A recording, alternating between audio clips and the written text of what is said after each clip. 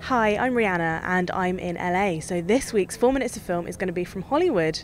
3 films to review this week: Plastic, Pompeii and Bad Neighbours, starring Zac Efron, and I'm officially calling this week's 4 Minutes of Film Abs Week because I think pretty much every film has a fit guy's abs in it. So let's start with Zac Efron's. This is a comedy about a couple, Seth Rogen and Rose Byrne, who are raising their baby daughter in a quite posh neighbourhood when a fraternity moves in. Cue lots of parties, the police called, enemies made. My favourite party, though, is the Robert De Niro party. We're sorry we called the cops, okay? Are you talking to me?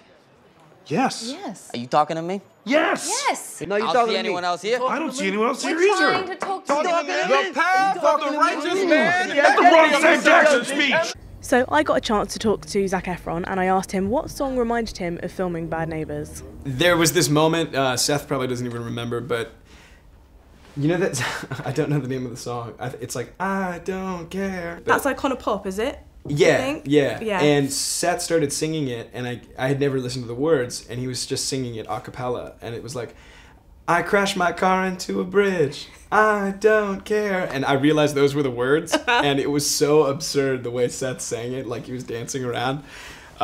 It was one of the funniest things I've ever seen, and it's stuck in my mind for some reason, is Seth jumping around singing that song, I don't care. So yeah, that movie, or that song, sticks in the movie for me. Zac Efron does a really good job in this. He's alongside Dave Franco, who plays his wingman, and also Seth Rogen, and I think surrounding himself by these comedians makes him much funnier and relaxed, and you can really tell that in his performance. If you like films like This Is the End, you're going to love this. I think the comedy does get a bit obvious sometimes, and I prefer it when it's clever, but overall, 4 stars for Bad Neighbours because I was laughing all the way through. Next up, it's Plastic. This is about 4 boys who are really into credit card theft and they get way in over their heads with a really mean gangster, so they have to pull off a massive heist, which of course means going to Miami and ripping off some of the richest men there. 5 cards, all linked to big spenders who hit Miami at least 3 times a year.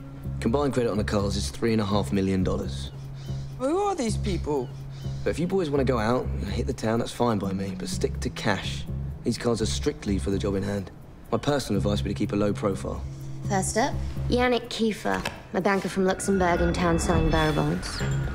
Credit card limit, $500,000. And we're aiming to take him for every penny.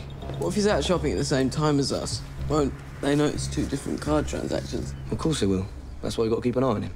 British crime thrillers are so easy to get wrong because the budget isn't great and the characters are so easy to get wrong and the acting isn't fantastic. But in this, it's almost the opposite. And Alfie Allen is in this, Will Poulter you might have seen, Ed Speleers from Downton Abbey. They all add a bit of class and a little bit of fun.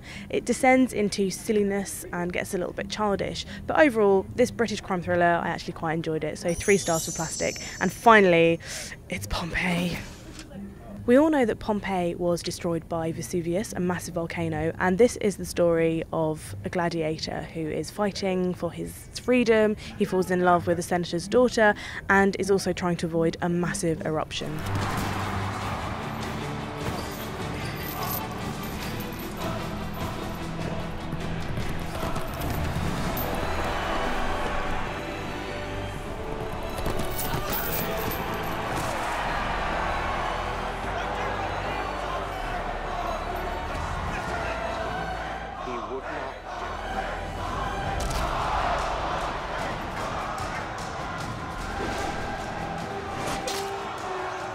It's almost like, where do I start with trying to tell you how bad this film is? Kit Harington, who's in Game of Thrones, is in his first big lead film role and he severely underdelivers. The Gladiator bits are done so much better in Gladiator. Even Kiefer Sutherland is terrible in this film. The script is bad and genuinely one of the worst films I've seen this year, perhaps ever. So 1 star for Pompeii.